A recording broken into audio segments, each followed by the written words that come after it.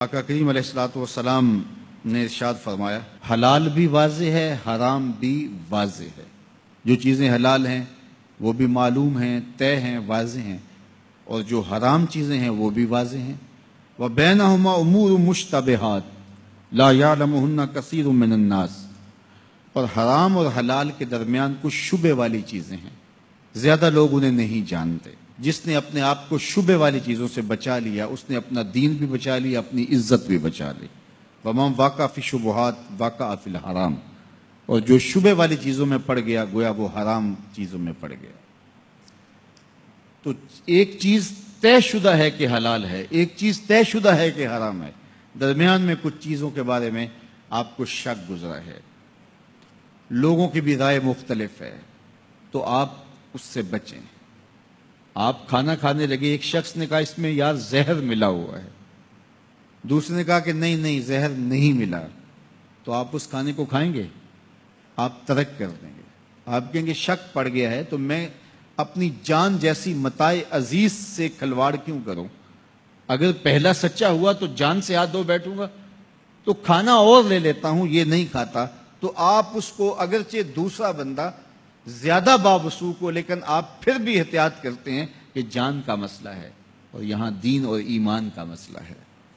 اس لیے شبے والی چیزوں سے بھی بچنے والا اپنا دین بچا لیتا ہے، اپنی آبرو بچا لیتا ہے، اور جو شبے میں پڑ گیا گویا وہ حرام میں پڑ گیا۔ اللہ کے محبوب فرماتے ہیں جو چیز تجھے شک میں ڈالے اسے چھوڑ دے، اور اس کو اختیار کر جو تجھے شک میں نہ ڈالے۔ تو جس معاملے میں شبہ ہو جائے تو اس معاملے کو چھوڑ دیا جائے، تو پھر اپنا دین اور اپنی آبرو بچائی جا سکتی ہے۔ اللہ کے محبوب نے اس کو ایک مثال سے بیان فرمایا کہ ہر بادشاہ کی ایک چراگاہ ہوتی ہے، چراگاہ کے قریب اگر آپ بکریاں چرائیں گے تو کسی دن کوئی بکری اچانک آپ سے چھٹ کے اس چراگاہ میں بھی جو ہے وہ داخل ہو جائے گی، اور بادشاہوں کی چراگاہ میں جو بکری داخل ہوگی پھر اس کی خیر نہیں ہوگی۔ تو فرمایا جس طرح بادشاہوں کی چراگاہیں ہوتی ہیں، اس طرح ایک اللہ تعالیٰ کی حرام کردہ جگہیں بھی ہیں، تو اگر تم ان کے قریب گئے تو پھر اس میں پڑ جانے کا اندیشہ ہے۔ اور پھر یہ بات بیان کرنے کے بعد میرے حضور نے فرمایا انسان کے جسم میں گوشت کا ایک ٹکڑا ہے، جب وہ صحیح ہو جائے تو پورا جسم صحیح ہو جاتا ہے، اور جب وہ خراب ہو جائے تو پورا جسم خراب ہو جاتا ہے۔ فرمایا گوشت کے اس ٹکڑے کا نام دل ہے۔ تو اس لیے حلال بھی واضح، حرام بھی واضح، حلال اور حرام کے درمیان کچھ شبے والی چیزیں ہیں۔ بعض اوقات کوئی فتویٰ بھی دے رہا ہوتا ہے تو پھر بھی دل مطمئن نہیں ہو رہا ہوتا۔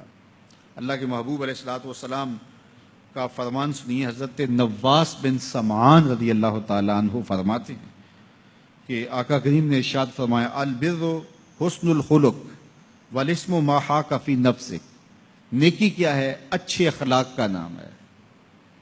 تمیزدار آدمی، اچھے خلق رکھنے والا، گفتگو میں بات کرنے میں سلیقہ رکھنے والا، لوگوں کے ساتھ نرم رویہ رکھنے والا، حسن خلق نیکی ہے۔ اور فرمایا والاسم ما حاک فی نفسک، اور گناہ وہ ہے جو تیرے دل میں کھٹکے۔ وَكَرِهْتَ أَن يَطَّلِعَ عَلَيْهِ النَّاسُ، اور تو اس بات سے ڈرے کہ لوگ اس پہ آگاہ نہ ہو جائیں۔ جس سے آگہی لوگوں کی تیرے لیے تکلیف کا سبب ہے تو وہ گناہ ہے، تیرے دل میں کھٹکے اور تو ڈرے کہ لوگ اس سے آگاہ نہ ہو جائیں تو وہ گناہ ہے۔